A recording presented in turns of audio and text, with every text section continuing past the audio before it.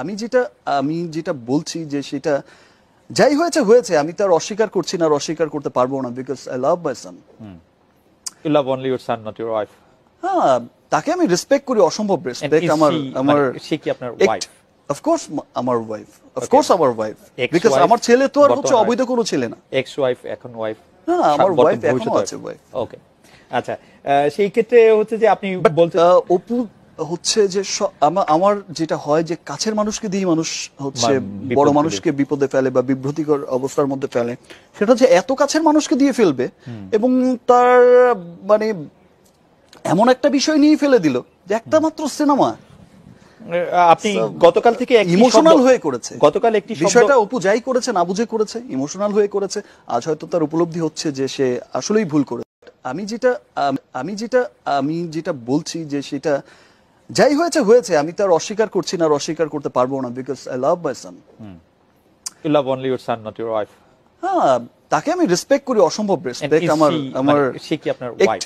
Of course আমার wife, of course আমার wife, because আমার ছেলে তো আর হচ্ছে অবৈধ কোনো ছেলে না। এক্স ওয়াইফ এখন ওয়াইফ? না, আমার ওয়াইফ এখনো আছে, ওয়াইফ। ওকে, আচ্ছা, সেই ক্ষেত্রে হচ্ছে যে আপনি বলতে অপু হচ্ছে যে আমার যেটা হয় যে কাছের মানুষকে দিয়ে মানুষ হচ্ছে বড় মানুষকে বিপদে ফেলে বা বিভ্রান্তিকর অবস্থার মধ্যে ফেলে, সেটা হচ্ছে এত কাছের মানুষকে দিয়ে ফেলবে এবং তার মানে এমন একটা বিষয় নিয়ে ফেলে দিল যে একটা মাত্র সিনেমা। আপনি গতকাল থেকে ইমোশনাল হয়ে করেছে, গতকাল একটি বিষয়টা অপু যাই করেছে না বুঝে করেছে, ইমোশনাল হয়ে করেছে। আজ হয়তো তার উপলব্ধি হচ্ছে যে সে আসলেই ভুল করেছে। আমি আবারও মা হতে চলেছে তিশা। একদিকে আখির সাথে আহাদের বিচ্ছেদ, অন্যদিকে আখিকে বাসা থেকে বের করেই বেবি প্ল্যানিং করে নিল তিশা। বিষয়টা কেমন একটা রহস্যময় হয়ে গেল না? চলুন ভিউয়ার্স, এই ঘটনার বিস্তারিত কাহিনী জেনে নেই। গতকাল তিশা তার ভেরিফাইড ফেসবুক ওয়ালে তার মা হওয়ার খবরটি খুব খুশি মনেই প্রকাশ্যে এনেছে। ভক্তদের মন্তব্য, ছেলে সন্তানের আশাতেই নাকি এত দ্রুত আবারও মা হওয়ার সিদ্ধান্ত নিয়েছে তিশা। তিশার আগের পক্ষের একটি কন্যা সন্তান রয়েছে এবং আহাদের সাথে বিয়ের পর তার আরও একটি কন্যা সন্তান হয়। বর্তমানে সে দুটি কন্যা সন্তানের মা, তাই তো এবার পুত্র সন্তানের মুখ দেখতে চায় তিশা। অনেকেই ব্যঙ্গ করে বলছে, আহাদের সকল সম্পত্তি আখির ছেলে ভোগ করবে, তো এজন্য নাকি ইচ্ছা করেই তড়িঘড়ি করে ছেলে সন্তানের আশায় আবারও বাচ্চা নিয়েছে তিশা।